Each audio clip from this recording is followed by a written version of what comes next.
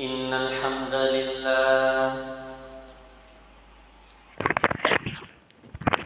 الحمد لله نحمده ونستعينه ونستغفره ونعوذ بالله من شرور أنفسنا ومن سيئات أعمالنا من يهده الله فلا مضل له ومن يضلل فلا هادي له وأشهد أن لا إله إلا الله وحده لا شريك له وأشهد أن محمدًا عبده ورسوله يا أيها الذين آمنوا اتقوا الله حق تقاته ولا تموتن إلا وأنتم مسلمون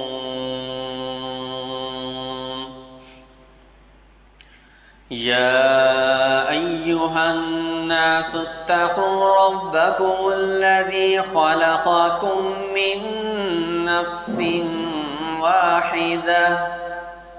وخلق منها زوجها وبث منهما رجالا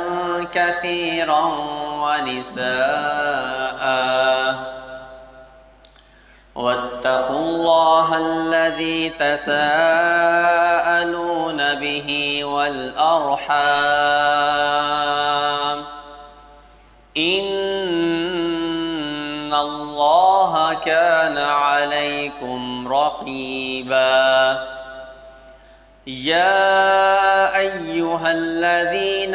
آمنوا اتقوا الله وقولوا قولا سديدا يصلح لكم أعمالكم ويغفر لكم ذنوبكم ومن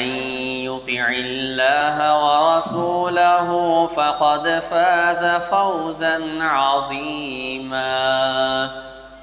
أما بعد فإن خير الحديث كتاب الله وخير الهدي هدي محمد صلى الله عليه وسلم وشر الأمور محدثاتها وكل محدثة بدعة وكل بدعة ضلالة وكل ضلالة في النار اللهم صل على محمد وعلى آل محمد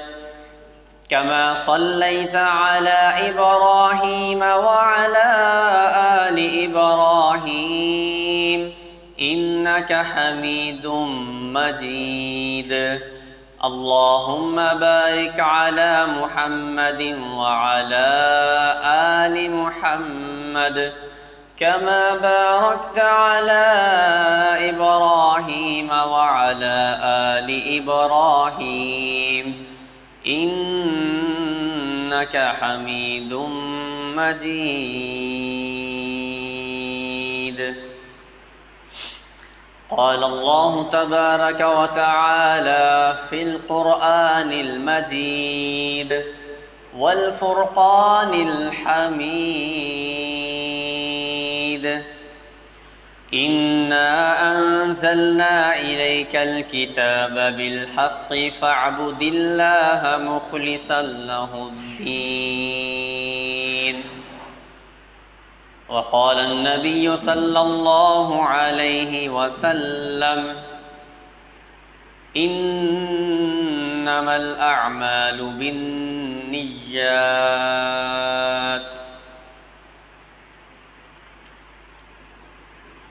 احباب گرامی قدر،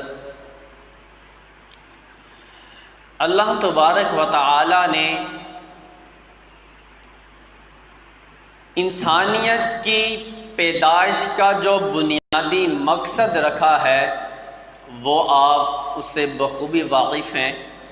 اللہ تبارک و تعالی قرآن مجید میں فرماتے ہیں وَمَا خَلَقْتُ الْجِنَّ وَالْإِنسَ إِلَّا لِيَعْبُدُونَ، کہ میں نے جنوں اور انسانوں کو اگر پیدا کیا ہے تو صرف کس لیے پیدا کیا ہے؟ اپنی عبادت کے لیے پیدا کیا ہے۔ تو حضرات، جس مقصد کے لیے ہم پیدا ہوئے ہیں، اگر ہم اپنے اس مقصد کو پورا نہیں کرتے یا ہم اس مقصد کو پورا کرنے کی کوشش کرتے ہیں لیکن اس کے تقاضے پورے نہیں کرتے، تو سمجھیے کہ ہماری اس زندگی میں آنے کا جو مقصد ہے وہ بیکار ہے۔ اب ہم اپنے اس مقصد کو بہتر کیسے بنا سکتے ہیں؟ حضرات، جو عبادت ہے وہ حقیقت میں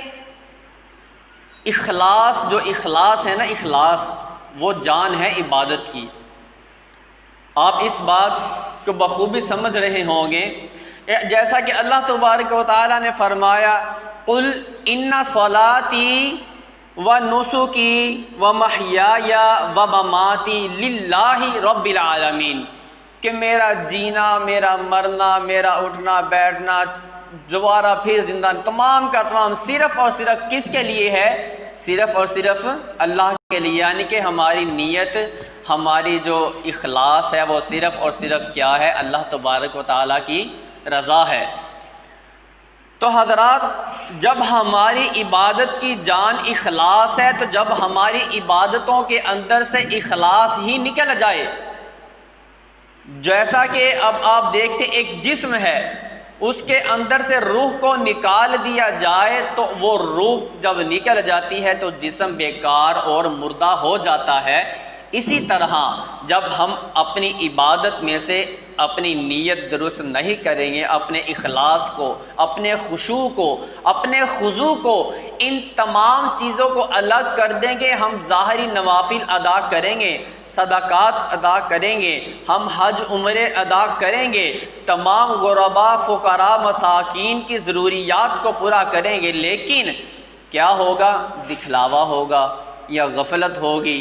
لیکن جو اللہ کی رضا ہے، جو اخلاص، جو کہ ہمارے ہر عمل کی جان ہے، جب وہ روح اس عمل میں نہیں ہوگی تو سمجھیے گا کہ وہ جو ہمارا عمل ہے، وہ ہماری ساری کی ساری ایفرٹ، ساری کی ساری کوشش بیکار ہے، وہ کسی کام کی نہیں ہے۔ تو پتہ چلا کہ ہمارا کوئی بھی عمل ہے، شروع سے جو چھوٹے سے چھوٹا عمل بھی لگا لے، اب آپ نماز ہی کو لگا لیجئے کہ اب نماز پڑھتے ہیں، ہم کہتے ہیں کہ جی ہم نماز بھی ادا کرتے ہیں، نماز پڑھتے ہیں، تو اللہ تبارک و تعالیٰ تو قرآن میں کہتا ہے کہ ان الصلاۃ تنہی عن الفحشاء والمنکر، کہ نماز جو ہے وہ بے حیائی اور برے کاموں سے روکتی ہے۔ اب ہم نے کئی ایسے حاجی صاحب، صوفی صاحب، ایسے علماء اور ایسے اشخاص دیکھے ہیں جو 5 وقت کی نماز تو کیا، وہ تہجد بھی ادا کرتے ہیں، لیکن اس کے باوجود سود کا کاروبار وہ کر رہے ہیں، جھوٹ وہ بولتے ہیں، فریب ان کے اندر ہے، دھوکہ دہی ان کے اندر ہے، فحش گوئی ان کے اندر ہے۔ تو یہ کیا معاملہ ہے؟ رب کا قرآن تو کہتا ہے کہ نماز ان کاموں سے منع کرتا ہے، تو یہ حاجی صاحب نماز ہی پڑھتے لیکن یہ کام بھی کرتے ہیں۔ رب کا قرآن سچا ہے، حاجی صاحب کی عبادت کے اندر اخلاص نہیں ہے۔ جتنی دیر تک ہماری عبادت کے اندر اخلاص نہیں آ جاتا، ہم اللہ تبارک و تعالیٰ کے سٹینڈرڈ کے مطابق جو اس نے ہمیں معیار دیا ہے اس کے مطابق ہم عبادت نہیں کرتے، تو سمجھ لیجئے ہمارے صدقات، ہماری نمازیں، یہ تمام کی تمام کسی کھاتے میں نہیں ہیں۔ اب دیکھیے نا، اللہ تبارک و تعالیٰ کیا فرما رہے ہیں؟ عام لوگوں کے لیے نہیں، فرمایا فَوَيْلٌ لِّلْمُصَلِّينَ، نمازیوں کے لیے ہلاکت ہے۔ جب بندہ یہ آیت پڑھتا ہے تو بندہ دھنگ رہ جاتا ہے کہ اللہ نے نمازیوں کے لیے ہلاکت کا کہہ دیا، کہ ایک بندہ جو عام گلی بازار میں پھرتا ہے وہ تو سمجھ میں آتی، نماز نہیں پڑھی، ایک بندہ مسجد میں آ بھی رہا ہے جمعہ بھی ادا کر رہا ہے، نماز بھی پڑھ رہا ہے، لیکن اللہ نے کیا کہا؟ فویل للمصلین، کہ نمازیوں کے لیے ہلاکت ہے۔ پھر آگے وضاحت بھی کر دی کہ کن نمازیوں کے لیے ہلاکت ہے؟ الذین هم عن صلاتهم ساہون، الذین هم،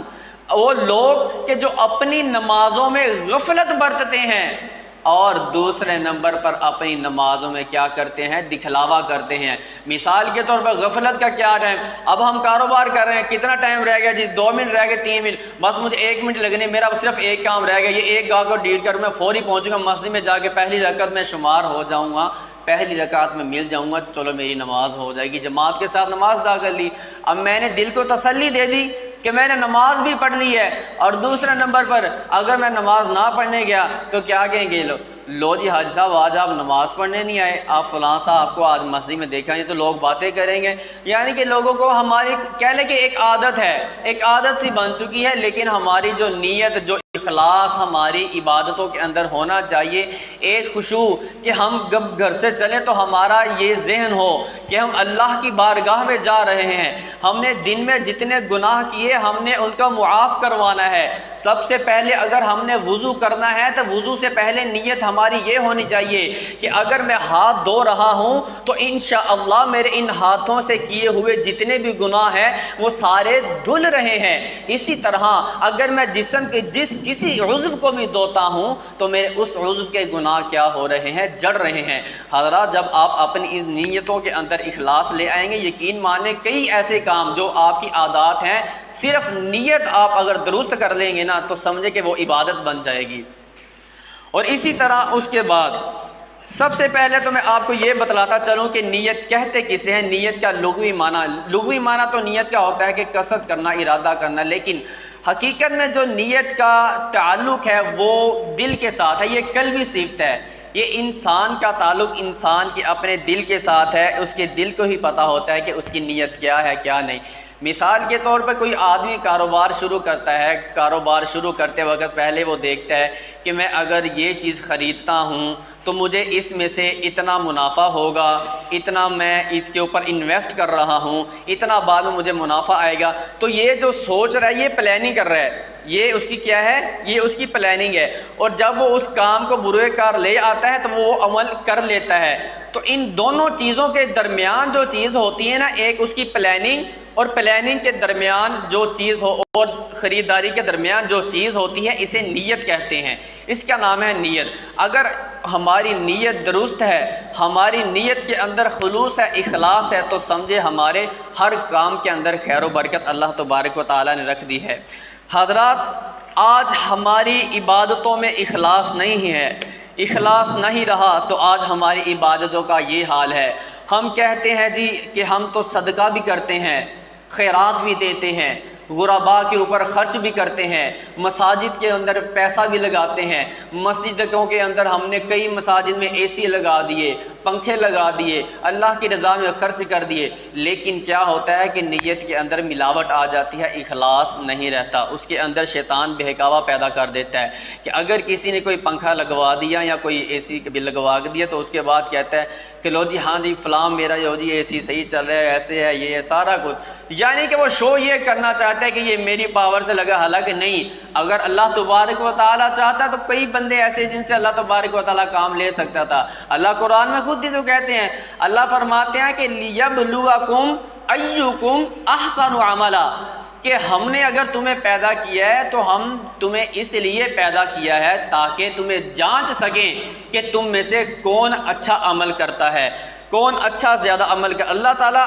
کثرت کو نہیں دیکھتا، عمل اگرچہ تھوڑا سا بھی ہو لیکن اگر اس کے اندر اخلاص ہے نا تو وہ عمل کئی اعمال سے بھی باری ہو جاتا ہے۔ اس کی مثال سب سے پہلے میں آپ کو دیتا چلوں، غزوہ تبوک کا واقعہ مشہور ہے کہ دیکھیں تمام کے تمام صحابہ حضرت ابوبکر صدیق رضی اللہ تعالیٰ عنہ، اللہ کے نبی نے اپیل کی ہے گھر کا سارا سامان لے آئے، سیدنا عمر فاروق رضی اللہ عنہ گھر کا آدھا سامان لے آئے۔ سیدنا عثمان رضی اللہ عنہ نے مال کے ڈھیر لگا دیے، لیکن ایک صحابی تھے ابو عقیل انصاری رضی اللہ تعالی عنہ، ان کے اندر بھی احساس تھا، ایک جذبہ تھا، ان کا اخلاص سے بھرا ہوا تھا۔ انہوں نے کہا کہ نہیں، میں پیچھے نہیں رہنا۔ آج کل دیکھیں نا، اگر کسی کے آگے ہم کہہ دیں کہ لو جی فلاں صاحب مسجد میں کچھ ٹوٹیاں ہی لگوا دی ہیں، ایسے لو جی حاج صاحب حالات بہت خراب جا رہے ہیں، انشاءاللہ تعالی ہم کریں گے، ایسا کریں گے وہ، یعنی کہ 100 بہانے بنائے جاتے ہیں، لیکن جس بندے نے کام کرنا ہوتا ہے وہ کر لیتا ہے۔ اب اس صحابی کی صورتحال آپ دیکھیے، ابو عقیل انصاری صحابی ہیں، اتنے غریب ہیں، جیب کے اندر ایک آنا تک ایک پائی نہیں ہے۔ اچھا، جب ان کو پتا چلا کہ اللہ کے نبی نے صدقہ کی اپیل کی ہے تو تمام صحابہ نے بڑے بڑے ڈھیر لگا دیے، تو انہوں نے شرم آر نہیں محسوس کی، تو میرا صدقہ کس کام جائے گا، میں تو چھوٹی ایک کمائی بھی نہیں کرتا، تو میں کیا لا کے دے سکتا ہوں۔ لیکن انہوں نے کہا نہیں، اخلاص تھا، نیت تھی، کہا تھا کہ اللہ کے دین کے لیے کام کرنا ہے، چاہے تھوڑا ہی کیوں نہ ہو، لیکن ان کا جو جذبہ تھا وہ اخلاص تھا۔ انہوں نے کیا کیا، ایک یہودی کے پاس رات بھر کام کیا، اور صبح کو کیا مزدوری ملی ہے ان کو، 2 سا کھجوریں مزدوری ملی ہے، 2 سا کھجوریں ملی ہیں، اور لے کے اللہ کے نبی کے پاس آگے کہنے لگے، اے اللہ کے نبی، 1 سا میں جو تھا کھجوروں کا وہ اپنے گھر میں دے آیا اہل و عیال کے لیے، اور ایک جو سا تھا وہ میں نے آپ کی خدمت میں پیش کر دیا۔ تو اللہ کے نبی صلی اللہ علیہ وسلم کو اتنا عمل پسند آیا، مال کے ڈھیر لگے ہوئے ہیں، لیکن اللہ تبارک و تعالیٰ کے پیغمبر نے اس ساری جو تمام چند سی کھجوریں تھیں ان تمام مال کے اوپر ڈھیر کر دی۔ آخر کیوں ڈھیر کر دی؟ کیا تھا کہ ان کا جذبہ دیکھا،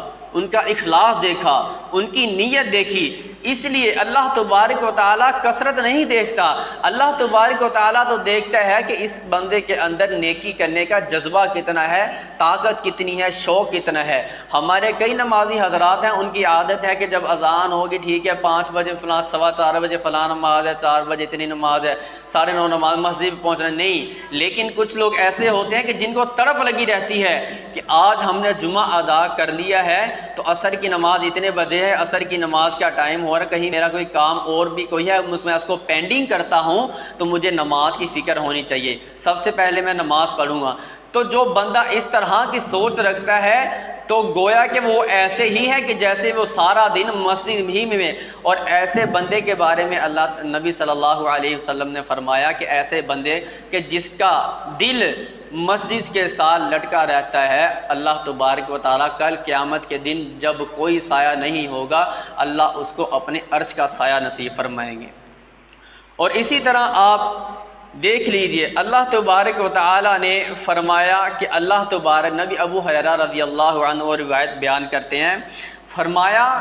کہ اللہ تبارک و تعالیٰ وہ تمہاری صورتیں اور تمہارے مالوں کو نہیں دیکھتا، بلکہ اگر وہ دیکھتا ہے تو تمہارے دل کے اندر جو تقوی ہے، تمہارے دل کے اندر جو خلوص ہے، وہ اس چیز کو دیکھتا ہے کہ میرے اس بندے کے اندر کتنا کہ نیکی کا جذبہ ہے، اس میرے بندے کے اندر نیکی کی کتنی کہ احساس، نیکی کا کتنا جذبہ، کتنا احساس ہے۔ اللہ اس چیز کو دیکھ کر اس کو اس کا اجر عطا کرتے ہیں۔ یہ نہیں دیکھتا ایک بندہ 50,000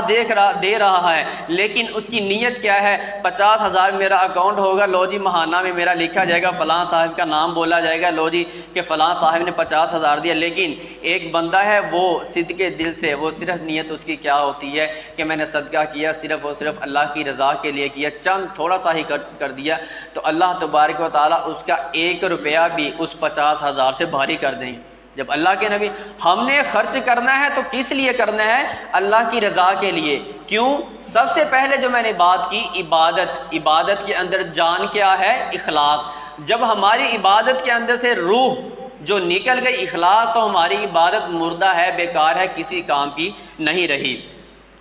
اور آپ دیکھ لیجئے کہ وہ اتنا واقعہ اللہ کے نبی کو وہ پسند آیا، وہ صحابی کے کھجوروں والا، اللہ کے نبی نے تو ان کی جو فضیلت بیان کی ہی کی، اللہ نے عرشوں سے قرآن نازل کر دیا۔ یا اتنی فضیلت صرف کس چیز کی؟ خلوص کی، اخلاص کی۔ اللہ نے قرآن نازل کر دیا کہ الذین یلمزون المطوعین من المؤمنین فی الصدقات والذین لا یجدون الا جہدہم۔ اللہ تبارک و تعالیٰ فرماتے ہیں کہ ایسے لوگ بھی ہیں کہ جو اور ان کے پاس کچھ نہیں ہے، صرف اور صرف ان کی ایک محنت ہوتی ہے، صرف جو اس نے ایک رات کی محنت کی صرف وہی تھا اس کے پاس کوئی جمع پونجی نہیں تھی، تو اس نے وہی اللہ کے راہ میں دے دی۔ تو آپ یہ دیکھیں کہ اس کا صرف اخلاص اور نیت اچھی تھی، تو اللہ نے عرشوں سے قرآن نازل کر دیا۔ اخلاص اور خلوص اور نیت کا ہمارے دین کے اندر اتنا بڑا کردار ہے۔ اور اسی طرح آپ کے سامنے ہی ہے وہ غار والوں کا واقعہ۔ اب جو 3 ساتھی غار میں پھنس جاتے ہیں، اب ان کا کیا معاملہ بنتا ہے؟ عبداللہ بن عمر رضی اللہ عنہ روایت بیان کرتے ہیں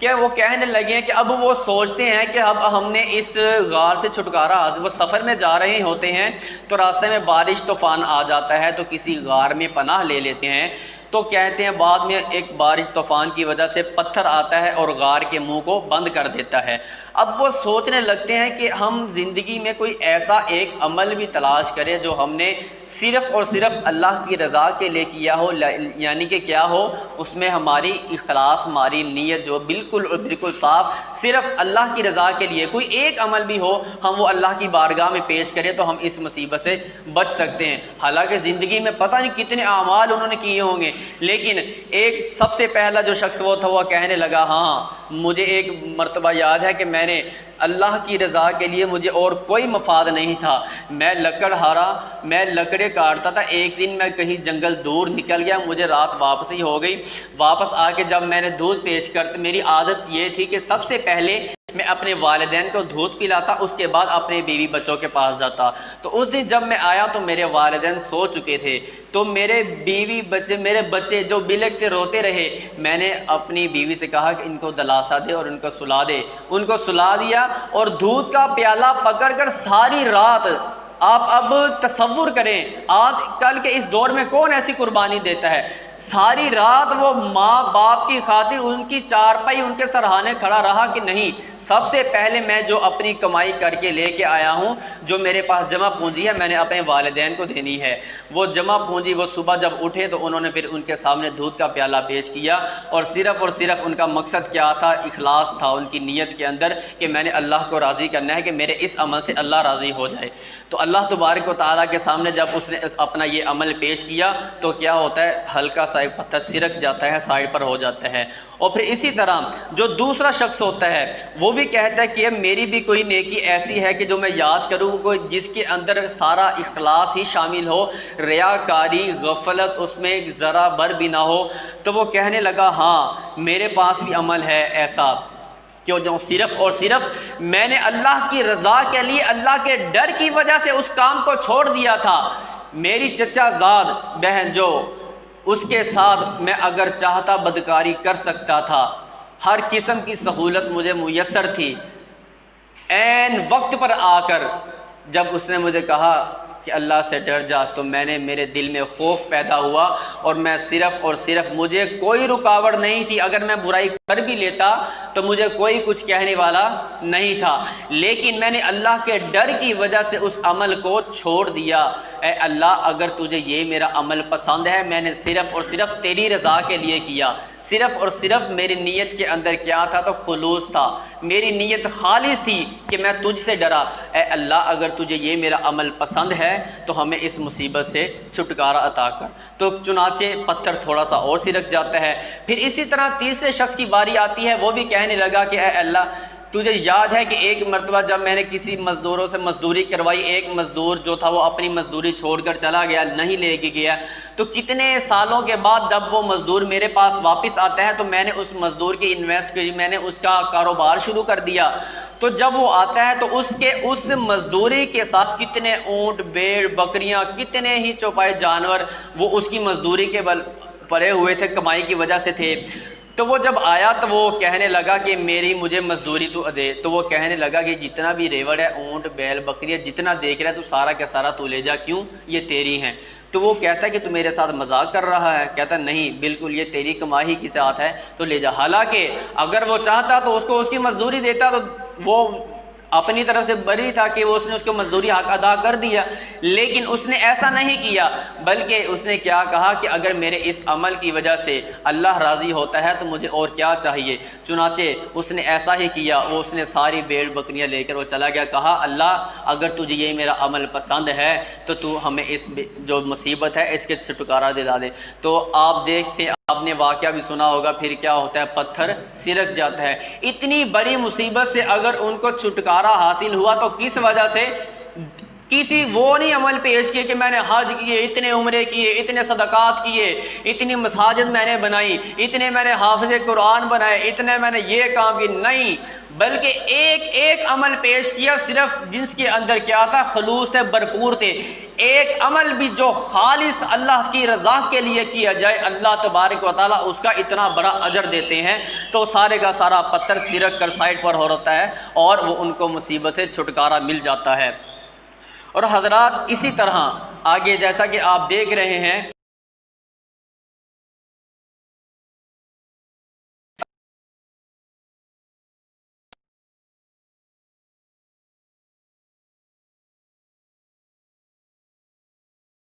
اتنے کی بھیڑ بکری لے کر آ رہا ہے، تو اللہ یہ نہیں دیکھتا کہ یہ 5 لاکھ والے کی قربانی کو اس کو زیادہ اجر ملے گا یا یہ 10-12 ہزار والے کو زیادہ اجر ملے گا۔ ٹھیک ہے، اپنی وسعت کے مطابق اللہ نے کہا خرچ کرو، کرنا بھی چاہیے، لیکن ہماری جو نیت ہے وہ نیت یہی ہونی چاہیے کہ اے اللہ اگرچہ میں نے یہ 10,000 بھی خرچ کیا ہے یا 10 لاکھ بھی خرچ کیا ہے، یہ سب اور سب صرف اور صرف یہ تیری رضا کے لیے ہے، صرف اور صرف اس میں میرا کوئی بھی کمال نہیں ہے، تو نے مجھے توفیق دی ہے تو میں تیری ہی خاطر قربانی کر رہا ہوں۔ نہ میں یہ مقصد میرا اپنا معاشرے میں سٹیٹس بلند کرنا ہے، نہ ہی گلی محلے میں یہ بتانا ہے کہ لو جی میرا جانور سب سے بڑا، فلاں صاحب کا جانور لو جی محلے میں دیکھا ماشاءاللہ ان کا جانور سب سے بڑا، اچھا لو جی فلاں جٹ صاحب اتنے کا لے گئے، آج ہم بھی منڈی جائیں گے 6.5 لاکھ کا ہم لے کے آئیں گے، ان سے بڑا لے کے آئیں گے، ان کو نہیں، یہ کام نہیں، بلکہ نیت کو خالص کر لیں کہ اے اللہ اگر یہ میں نے قربانی کرنی ہے تو صرف اور صرف تیری رضا کے لیے کرنی ہے اور تو نے قبول کرنا ہے۔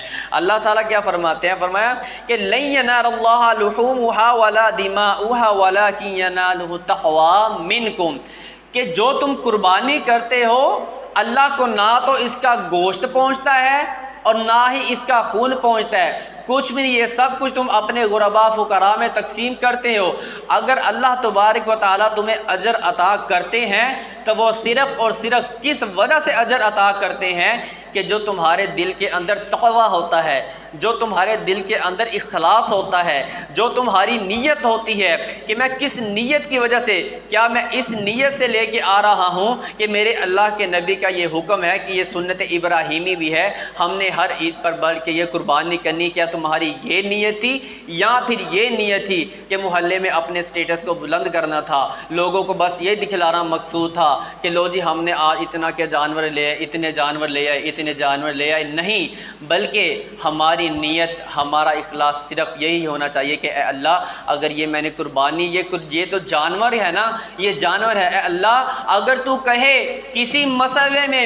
تو مجھے میری جان کی نذرانہ بھی پیش کرنا پڑے تو میں انشاءاللہ اس سے بھی دریغ نہیں کریں گا۔ زبانی دعوے بڑے کرتے ہیں کہ ہم لو جی حرمت رسول پر جان بھی قربان ہے، عشق رسول پہ ہر چیز کی دعوت، لیکن جب ان کو کہا جب بھائی جان نماز کا وقت ہو گیا، میرے نا ذرا کپڑے نہیں صاف، میں کپڑے چینج کر کے آتا ہوں، اچھا بھائی جان آ جائیں ذرا مسجد میں آئیں، نماز ذرا درس ہے، بھائی ذرا میرے پاس وقت تھوڑا ہے انشاءاللہ تعالیٰ پھر کبھی آؤں گا، تو یوں ایسے یعنی کہ بہانے تلاش کرنے لگ جاتے ہیں۔ نہیں، ایسے بہانے تلاش کرنے نہیں چاہیے، بلکہ جب بھی کوئی آپ کو اگر دین کی دعوت دے رہا ہے تو سمجھے وہ خود نہیں آپ کے پاس آیا، بلکہ اللہ نے آپ کے ساتھ بھلائی کا ارادہ کیا، تو لیکن آپ نے کیا کیا، اس کو ٹھکرا کے رکھ دیا۔ اللہ نے دونوں راستے دکھا دیے ہیں، اللہ تعالیٰ نے دونوں راستے دکھلا دیے آپ کو، اب یہ آپ کے اختیار میں ہے، اگر تو آپ چاہیں جنت والا راستہ چوز کریں، اگر آپ چاہیں تو جہنم والا راستہ چوز کریں۔ اور اسی طرح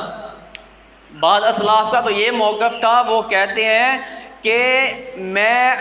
کہتا ہوں کہ میں اپنی ساری مصروفیت ترک کر دوں، قرآن حدیث جتنی بھی اس کے علاوہ مصروفیات ہیں وہ میں ترک کر دوں اور صرف اگر میں کوئی کام کروں تو لوگوں کو اس بات کا درس دوں کہ اپنی نیتوں کے اندر اخلاص پیدا کر لو۔ یہ ہمارے اسلاف کا موقف رہا ہے کہ اپنی نیتوں کے اندر اخلاص پیدا کر لو۔ اور اسی طرح جو امام سفیان ثوری ہے ان کے بارے میں آتا ہے، کہتے ہیں کہ جب میں